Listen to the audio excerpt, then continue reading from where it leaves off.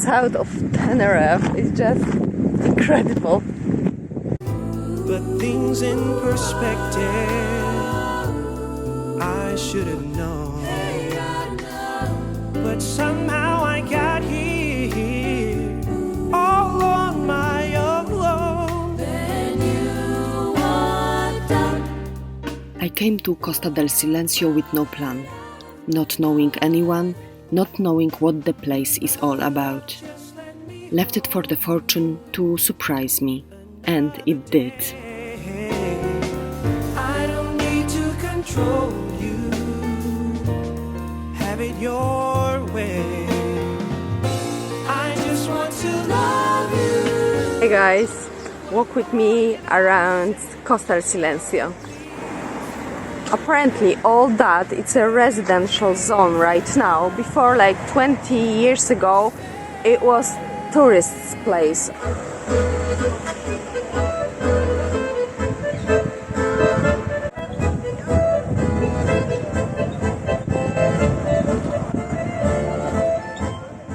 Nowadays, the town attracts very few visitors and it's mainly inhabited by elderly people who seek a mild climate, silence and reasonable prices to pursue with their retirement plan. But it has not always been this way. The area used to be a thriving tourist hub in the 70s and 80s. Sadly, it began to decline as the new tourist sites were gaining traction during the 90s. With the time passage, the majority of the buildings turned into residential properties.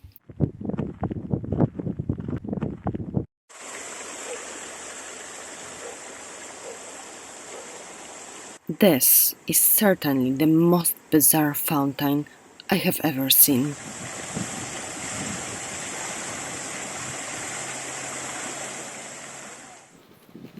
It became late when my off-the-beaten-track instinct kicked in, and I found myself in the surroundings of a squat complex. Those kind of places usually hide some interesting stories. Given a chance to take a closer look into the community life there, I wasn't thinking too long. And they certainly have such a great view from this building. Look.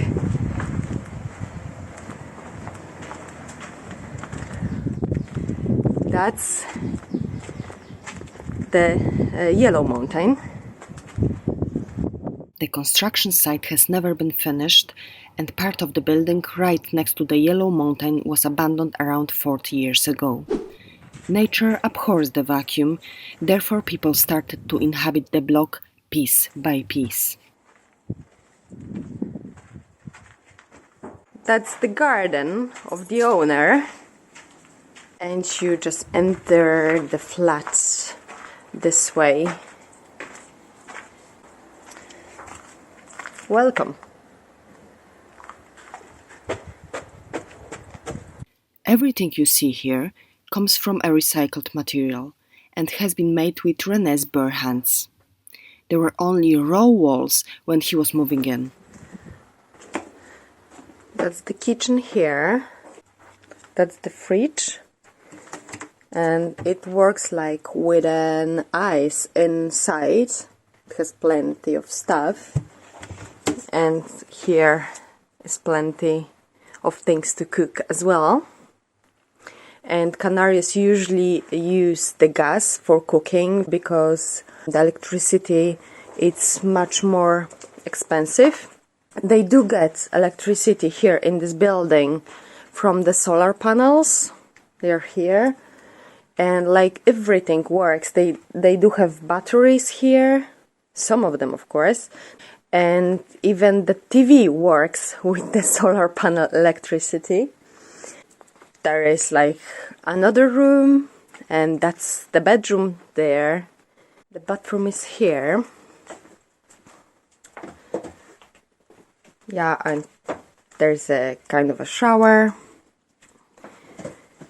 And the owner of the flat, it's actually an artist, has lots of paintings that he painted himself.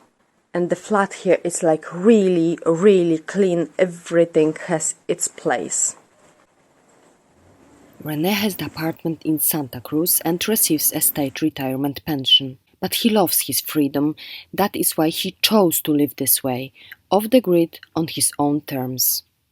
He wants to keep his privacy, but luckily for me, doesn't mind showing his flat. Every day I'm walking this trail to San Miguel Harbor. It's like an hour walk, more or less, but I certainly don't mind.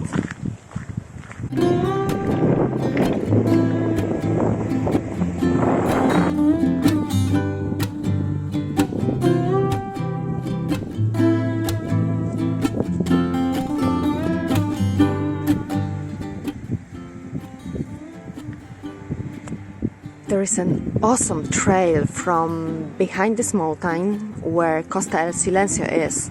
I came all along this track, which is basically great, just pure nature, silence, no people.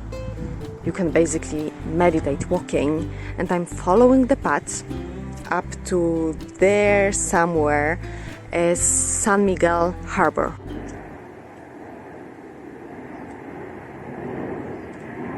So silent here.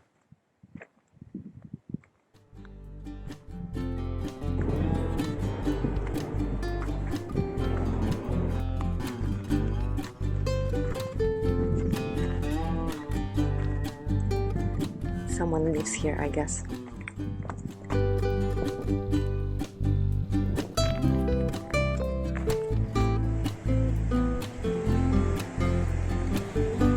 Look at this, it's such a cute little bay.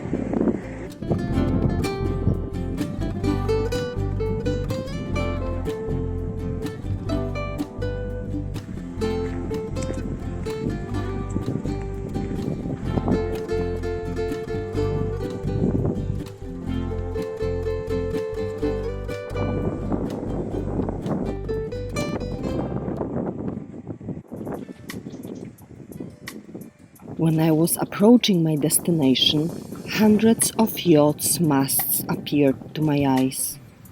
Marina San Miguel offers extensive vessel service and over 300 docking sites. For that reason, it attracts many sailors and boat owners. 20% of them stay here over a year and are considered residents. 80% treat it as a place for a temporary stay.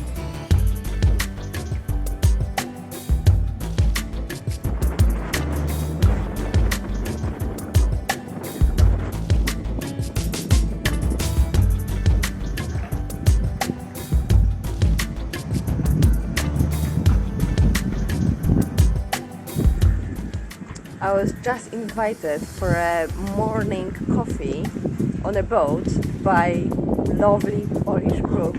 Jacht Dana 44 popłynął w 2013-2014 biegun północny. I Jako pierwszy polski to jacht. jest pierwszy polski jacht i między innymi ja i moich dwóch kolegów, którzy są pierwszymi Polakami, którzy opłynęli biegun północny. A plany teraz chcemy przeczekać okres zimowy, chłodny w cieplejszych krajach. Nie? Kto przyjedzie do nas, to przywitamy i ugościmy.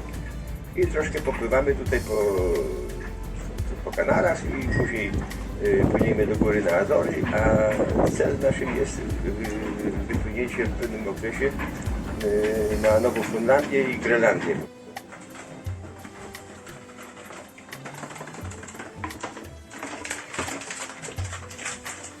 Fajnie.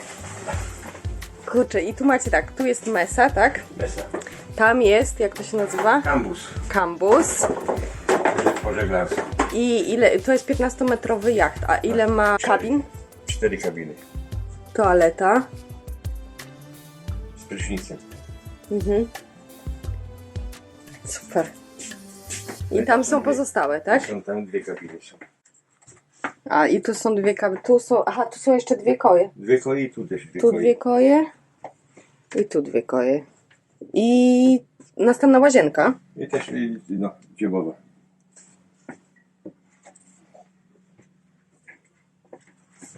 Marina San Miguel, aquí o, taką mapę mamy.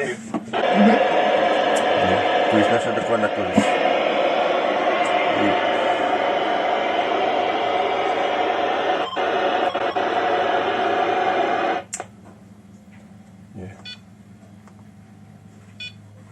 Tu mamy, że ile paliwa mamy, jakie ładowanie prądu, na przykład nie akumulatory, to wszystko, nie. Gdzieś tu jest radiostacja? Czy... Tak, UKF-ka, tu jest krótkiego zasięgu, wtedy daleko średniego zasięgu, nie. Do tego właśnie mój point.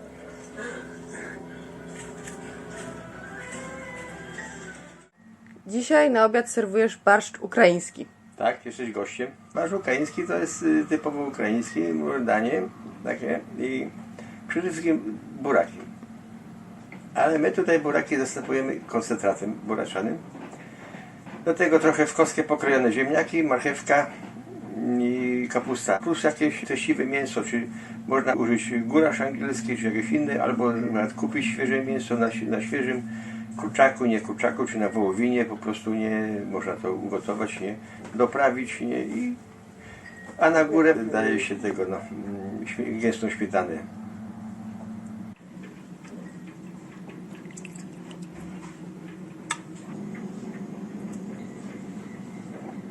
The Ukrainian borscht is just delicious. Słynny jak Balonskiego w regatach Oscar. Najpierw startował w latach 80. i później rejsie dookoła świata. Samotny rejs dookoła świata.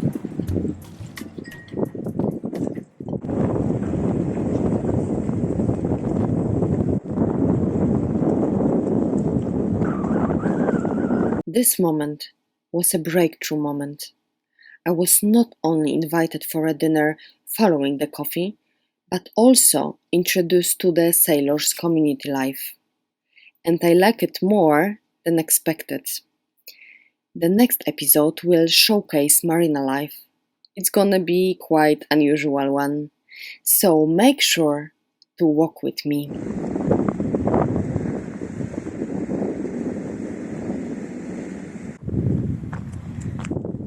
Traveling can be hard at times indeed. I do have my low moments, but the high moments recompense everything.